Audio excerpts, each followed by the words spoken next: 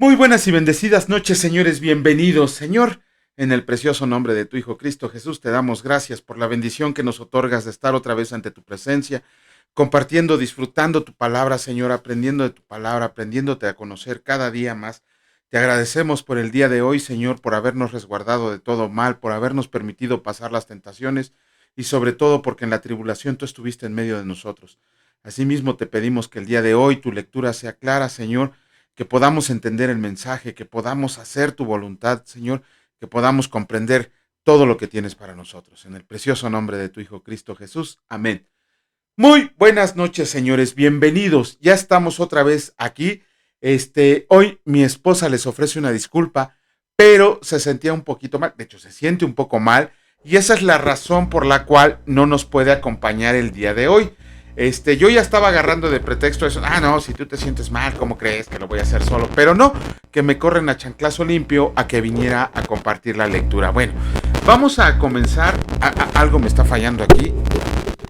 Ya está. Otra vez. Ahí está. Siempre me falla algo a la mera hora, aún y cuando reviso todo. Ayer leímos completito el libro de Joel. ¿Qué vimos en el libro de Joel? Ok, el libro de Joel es totalmente profético. De hecho, por ahí hay una Biblia de estudio llamada Biblia de la Profecía. Está compilada por un señor llamado Tim LaHaye. Y él dice que el libro de Joel tiene 68% de profecía. Imagínense nada más, ¿no?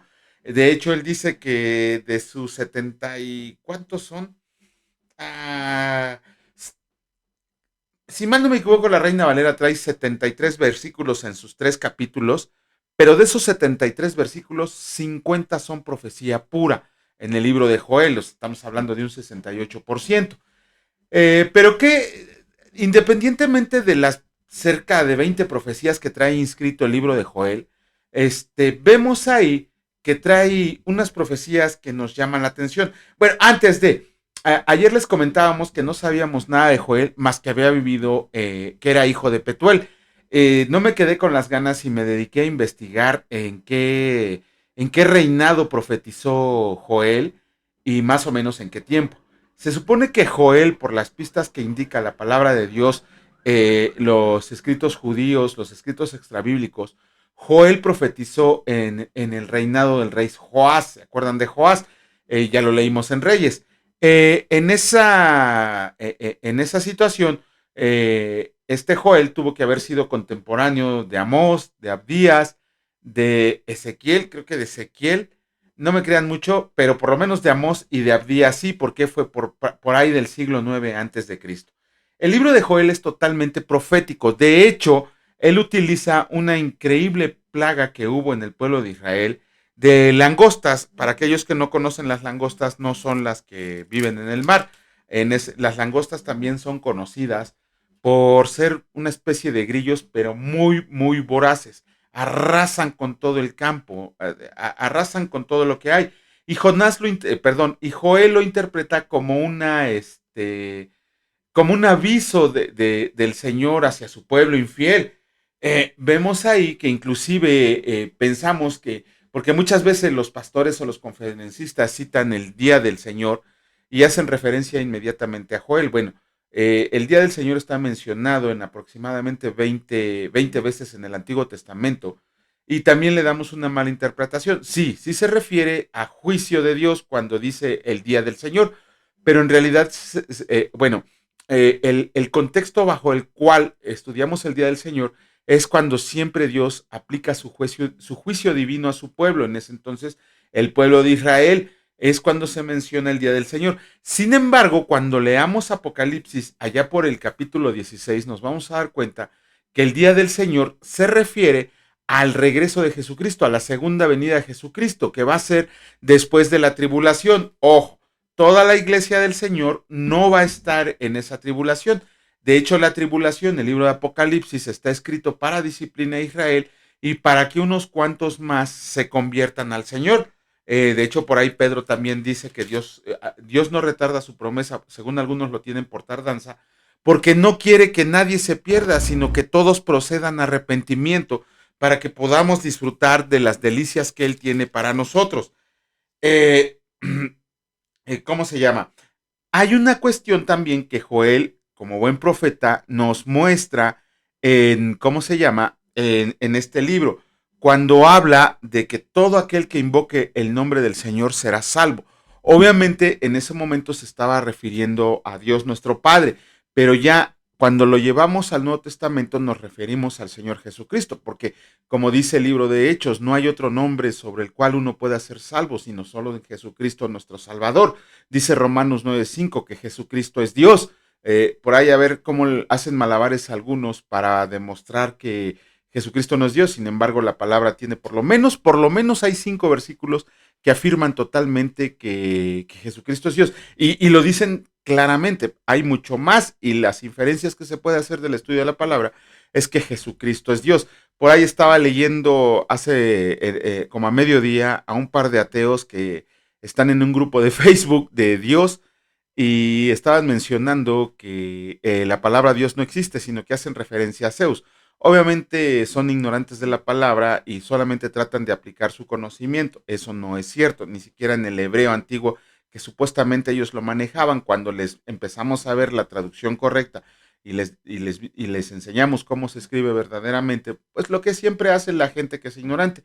Terminaron ofendiendo y enojándose y se fueron y ya no los vimos más. Pero van a regresar porque el Señor los está llamando así como nos llamó a cada uno de nosotros. Entonces, el libro de Joel es un libro totalmente profético acerca del día del Señor, en el cual se refiere a la segunda venida de Jesucristo, al juicio de Dios sobre la tierra, a la disciplina sobre el pueblo de Israel, pero sobre todo a que ese día del Señor va a ser después de la tribulación, cuando por fin venga a derrotar a sus enemigos. Eso lo queremos ver. Y no lo queremos ver así como reto, sino queremos ver cómo nuestro Señor impone su reinado milenial, y esa es la palabra, impone, no viene a pedir permiso, ahora sí, viene a imponer su reino sobre todos sus enemigos. Vamos a comenzar con la lectura del día de hoy. En esta ocasión nos toca iniciar con el libro de Jonás. Nos estamos aventando, miren, quiero hacer una aclaración de que cuando terminamos Cantares, de inmediato tendríamos que haber saltado al libro de Isaías. El plan que estamos manejando, sí, vamos a leer todo el Antiguo Testamento, pero queremos terminar, por así decirlo, bueno, así los conocen. Yo estoy en contra totalmente de que se les llamen profetas menores, porque no están haciendo menos el mensaje, menos al mensaje o al profeta, están haciendo menos a Dios. Una sola palabra de Dios tiene la misma importancia que cualquier libro escrito de la Biblia. Una sola palabra de Dios. Entonces, esa clasificación que hacen de profetas mayores a profetas menores se refiere al tipo de mensaje. Sin embargo, como les digo, su servidor está en contra de que se les llame de esa manera, porque todo mensaje de Dios es importante. Bueno, vamos a comenzar con la lectura del libro de Jonás. Mañana, si Dios lo permite, haremos el comentario y la introducción, pero podemos ver en el libro de Jonás cómo Dios cumple su propósito y su voluntad, y muchas veces por encima de los deseos del hombre. Ajá, por eso es importante no ponerse rejego a lo que Dios solicita de nosotros. Comenzamos con el libro de Jonás. Déjenme pongo mis lentes porque estos son para ver más de cerca. Aquí está. Ahora sí, comenzamos con el libro de Jonás, capítulo 1, y escrito está: Jonás huye del Señor.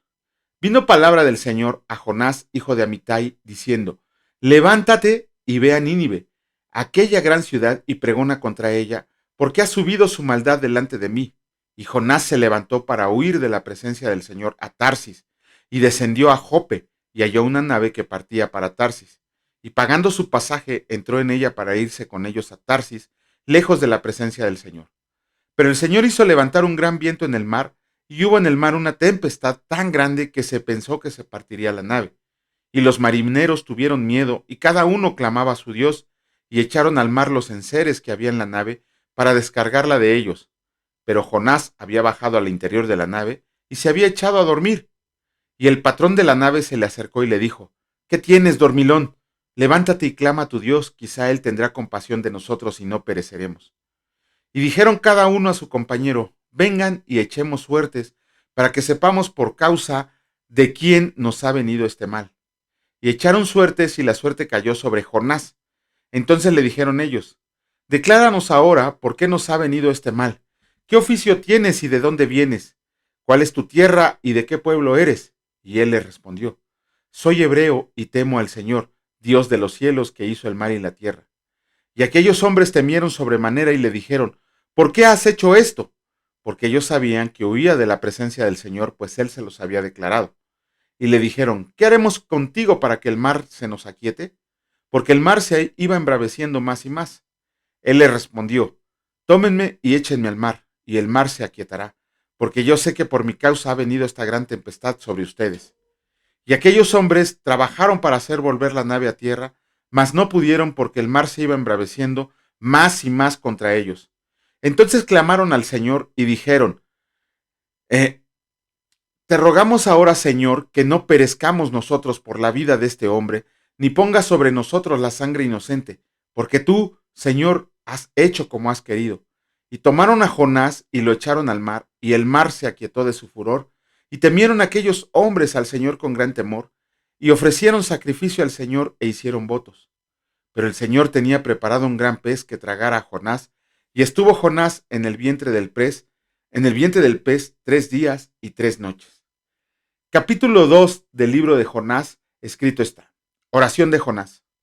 Entonces oró Jonás al Señor su Dios desde el vientre del pez, y dijo, invoqué en mi angustia al Señor, y él me oyó. Desde el seno del Seol clamé, y mi voz oíste. Me echaste a lo profundo en medio de los mares, y me rodeó la corriente. Todas tus ondas y tus olas pasaron sobre mí. Entonces dije, desechado soy delante de tus ojos, mas aún veré tu santo templo. Las aguas me rodearon hasta el alma. Me rodeó el abismo, el alga se enredó en mi cabeza. Descendí a los cimientos de los montes. La tierra echó sus cerrojos sobre mí para siempre. Mas tú sacaste mi vida de la sepultura, oh Señor Dios mío. Cuando mi alma desfallecía en mí, me acordé del Señor, y mi oración llegó hasta ti en tu santo templo. Los que siguen vanidades ilusorias, su misericordia abandonan. Mas yo con voz de alabanza te ofreceré sacrificios. Pagaré lo que prometí, las salvaciones del Señor. Y mandó el Señor al pez y vomitó a Jonás en la tierra. Capítulo 3 del libro de Jonás, escrito está. Nínive se arrepiente. Vino palabra del Señor por segunda vez a Jonás diciendo, levántate y ve a Nínive, aquella gran ciudad, y proclama en ella el mensaje que yo te diré. Y se levantó Jonás y fue a Nínive, conforme a la palabra del Señor. Y era Nínive, ciudad grande en extremo, de 3 días de camino, y comenzó Jonás a entrar por la ciudad, camino de un día, y predicaba diciendo, de aquí a 40 días, Nínive será destruida. Y los hombres de Nínive creyeron a Dios y proclamaron ayuno, y se vistieron de cilicio, desde el mayor hasta el menor de ellos. Y llegó la noticia hasta el rey de Nínive, y se levantó de su silla, se despojó de su vestido, y se cubrió de cilicio y se sentó sobre ceniza. E hizo proclamar y anunciar en Nínive por mandato del rey y de sus grandes, diciendo, hombres y animales, bueyes y ovejas, no gusten cosa alguna, ni se les dé alimento, ni beban agua, sino cúbranse de cilicio, hombres y animales, y clamen a Dios fuertemente, y conviértase cada uno de su mal camino, de la rapiña que hay en sus manos. Quién sabe si se volverá y se arrepentirá Dios, y se apartará del ardor de su ira y no pereceremos. Y vio Dios lo que hicieron, que se convirtieron de su mal camino, y se arrepintió del mal que había dicho que les haría, y no lo hizo. Capítulo 4 del libro de Jonás, escrito está. El enojo de Jonás. Pero Jonás se apesadumbró en extremo y se enojó, y oró al Señor y dijo, ahora, oh Señor, ¿no es esto lo que yo decía estando aún en mi tierra? Por eso me apresuré a huir a Tarsis, porque sabía yo que tú eres Dios clemente y piadoso, tardo en enojarte y de grande misericordia, y que te arrepientes del mal. Ahora pues, oh Señor, te ruego que me quites la vida, porque mejor me es la muerte que la vida. Y el Señor le dijo, ¿haces tú bien en enojarte tanto? Y salió Jonás de la ciudad, y acampó hacia el oriente de la ciudad, y se hizo ahí una enramada, y se sentó debajo de ella a la sombra, hasta ver qué acontecería en la ciudad. Y preparó el Señor Dios una calabacera, la cual creció sobre Jonás para que hiciera sombra sobre su cabeza, y le librara de su malestar. Y Jonás se alegró grandemente por la calabacera. Pero al venir el alba del día siguiente, Dios preparó un gusano, el cual hirió la calabacera y se secó. Y aconteció que al salir el sol, Preparó Dios un recio viento solano, y el sol hirió a Jonás en la cabeza y se desmayaba, y deseaba la muerte diciendo, mejor sería para mí la muerte que la vida. Entonces dijo Dios a Jonás, ¿tanto te enojas por la calabacera? Y él respondió, mucho me enojo, hasta la muerte. Y dijo el Señor, tuviste tú lástima de la calabacera, en la cual no trabajaste, ni tú la hiciste crecer, que en espacio de una noche nació, y en espacio de otra noche pereció. Y no tendré yo piedad de Nínive, aquella gran ciudad donde hay más de 120,000 personas que no saben discernir entre su mano derecha y su mano izquierda, y muchos animales. Y con eso terminamos la lectura del libro de Jonás. Aquí hay varios aspectos que nos deben de llamar la atención. El primero de ellos es ¿cómo se llama? Híjole, a mí siempre me ha llamado mucho la atención que el libro de Jonás no termina, por así decirlo, ¿no? Se queda en palabras del Señor y Jonás ya no dice nada. Pareciera como que quedó incompleto, ¿no? El libro de Jonás. Sin embargo, tenemos que ver en estos versículos finales del capítulo 4 la gran enseñanza que Dios nos da acerca de su creación. También tenemos que ver cómo que aunque Jonás, que era un hombre de Dios, no quería cumplir con el propósito y la voluntad del Señor, el Señor dijo, la cumples porque la cumples. Y aquí podemos ver que la voluntad de Dios, un hijo de Dios, la hace por amor a Dios. Pero el propósito de Dios se cumple, creas o no creas en Dios. Mañana haremos un pequeño comentario acerca de esto. Con eso terminamos la lectura del libro de Jonás. Vamos a cambiarnos hasta el libro a la carta a los colosenses, a la iglesia de Colosas, que escribió Pablo. En esa carta vemos algo que leímos del capítulo 1, algo que a todos nos debería de llamar la atención y aun y cuando la veamos, debemos de comprender que no solamente es para enseñanza de nosotros, sino que esta nos sirve para ir para algunas sectas que niegan la divinidad de Jesucristo. Dice del versículo 15 en adelante del capítulo 1, la preeminencia de Cristo. Ok. Eh, ¿Cómo se llama? Aquí en el versículo donde dice, hay un versículo que dice, porque en él fueron, aquí está, precisamente el versículo 15 dice, Él es la imagen del Dios invisible, el primogénito de toda creación. Los testigos de Jehová mencionan que este es uno de los versículos que muestran que Jesucristo fue creado. De hecho, ellos creen en la herejía de que Jesucristo es el arcángel Miguel, cosa que ni siquiera tendríamos por qué discutirla, ¿no? Pero ellos dicen que aquí dice claramente que Jesucristo fue el primogénito de la creación. Sin embargo, ellos se quedan con lo que les enseñan sus pastores a sus maestros, que vienen arrastrando una mala doctrina desde que Russell se separó de los adventistas y modificó la Biblia a su conveniencia. En realidad, miren, el mejor ejemplo, el que les mencionaba ayer mi esposa, Esaú y Jacob. Ajá. ¿Se acuerdan lo que decía ella? Que que Esaú vendió su primogenitura a Jacob por un plato de lentejas. Entonces, vemos ahí que el primogénito pasó a ser Jacob sin que él hubiera nacido primero. En este caso, la palabra de Dios, cuando habla de primogénito, es porque Jesucristo siempre estuvo ahí presente. Ajá, siempre estuvo presente con el Padre y con el Espíritu Santo. No fue creado. De hecho, la palabra también nos enseña en varios versículos que el mismo versículo dice, engendrado, no creado. Y ahí también es otra modificación que hacen a la traducción del Nuevo Mundo, que es la traducción de la Biblia de los testigos de Jehová. Aquí vemos, inclusive también, déjenme pongo los otros lentes porque con esos no veo de cerca, en donde dice que en el versículo 16, porque en él fueron creados todas las cosas, las que hay en los cielos y las que hay en la tierra, visibles e invisibles, sean tronos, sean dominios, sean principados, sean potestades. Ojo, todo fue creado por medio de él y para él.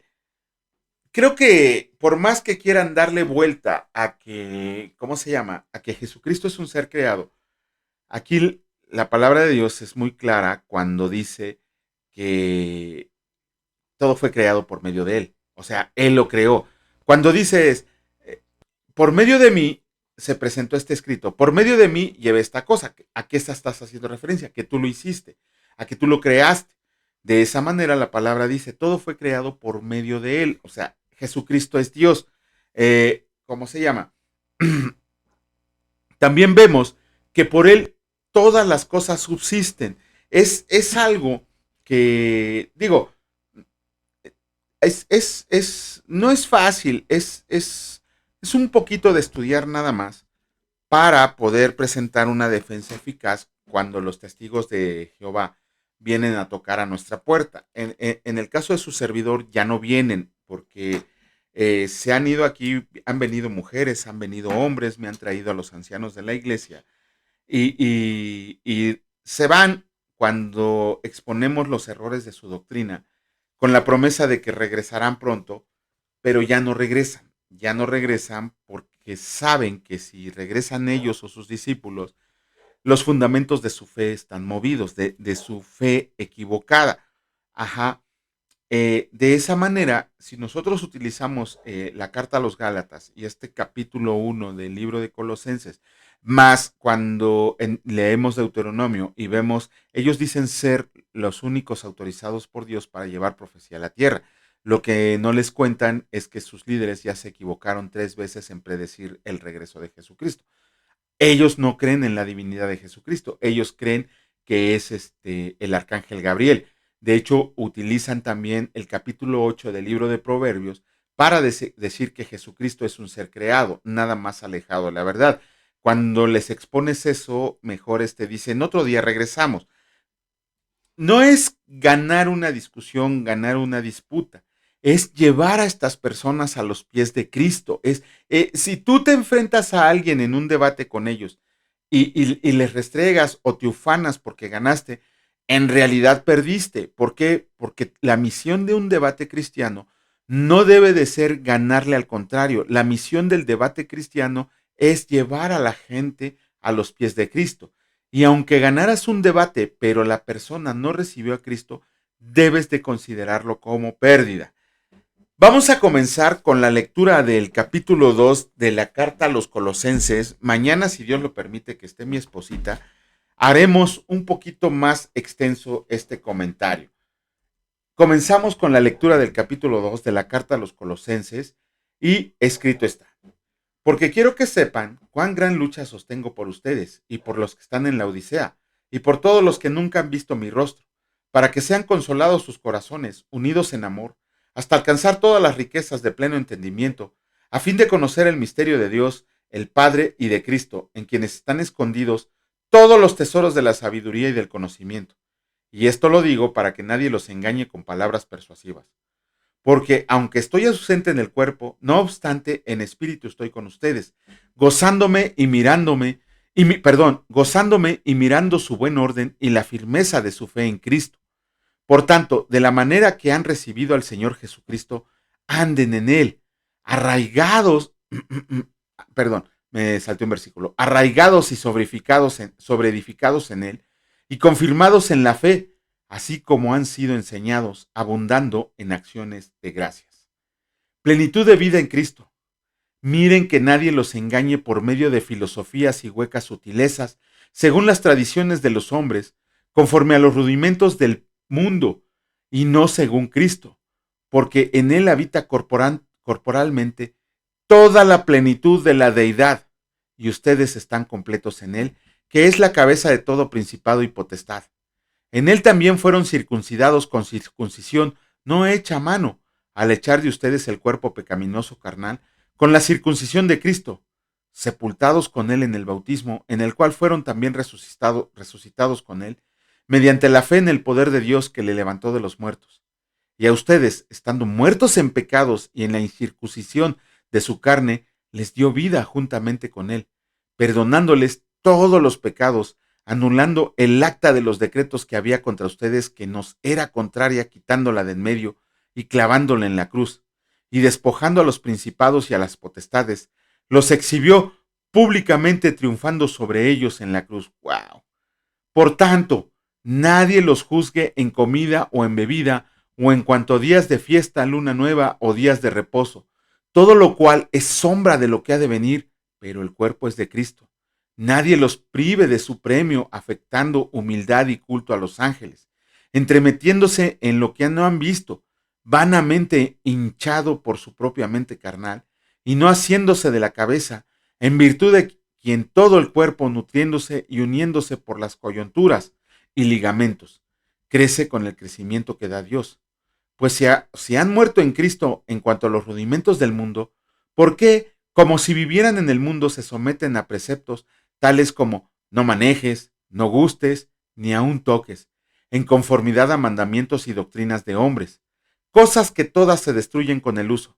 Tales cosas tienen a la verdad cierta reputación de sabiduría, el culto voluntario en humildad y en duro trato del cuerpo, pero no tiene valor alguno contra los apetitos de la carne.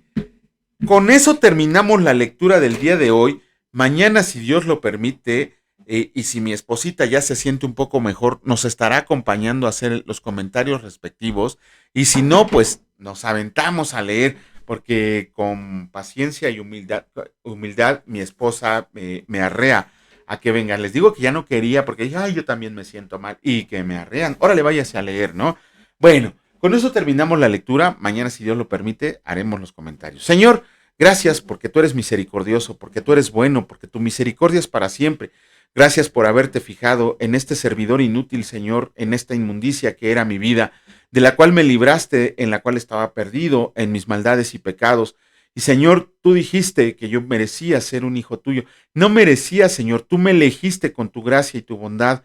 Por medio de ti, Señor, fue el que se fijó en mí para que yo pudiera ser salvo gracias a tu gloria y a tu majestad. Te agradezco, Señor, y te agradecemos infinitamente porque tu rostro siempre está sobre nosotros, Señor. Siempre nos estás redarguyendo de todo mal. Siempre nos estás avisando cuando vamos errando por el mal camino. Y cuando es necesario nos disciplinas, Señor, porque tú nos amas. La disciplina no es castigo, porque nos amas, Señor. Nos amas y nosotros te amamos porque tú nos amaste primero. Te agradecemos, Señor, porque tu provisión diaria estuvo con nosotros, porque el trabajo de nuestras manos se ha multiplicado, porque nos das fuerza para levantarnos diariamente y seguir adelante, y sobre todo porque nos permites disfrutar de las delicias de tu palabra aún en este tiempo. Te pedimos asimismo, Señor, por todas las familias, te pedimos por nuestra niñez que está siendo brutalmente atacada, Señor, pero sabemos que los buenos somos más, sabemos que tus niños están en Cristo, que tú los has elegido, Señor, y te pedimos que nos ayudes a combatir todas estas aberraciones y herejías que se están levantando en contra de tu conocimiento, Señor. Te pedimos asimismo que nos guíes tú, Señor, para que llevemos a todos nuestros hijos, a todos los niños, a todas las personas que lo necesiten, a tu presencia y que se rindan a tus pies. Te alabamos y te bendecimos en el precioso nombre de tu Hijo Cristo Jesús. Amén. Que Dios los bendiga, señores. Si Dios lo permite, nos vemos el día de mañana. Cuídense mucho. Hasta luego.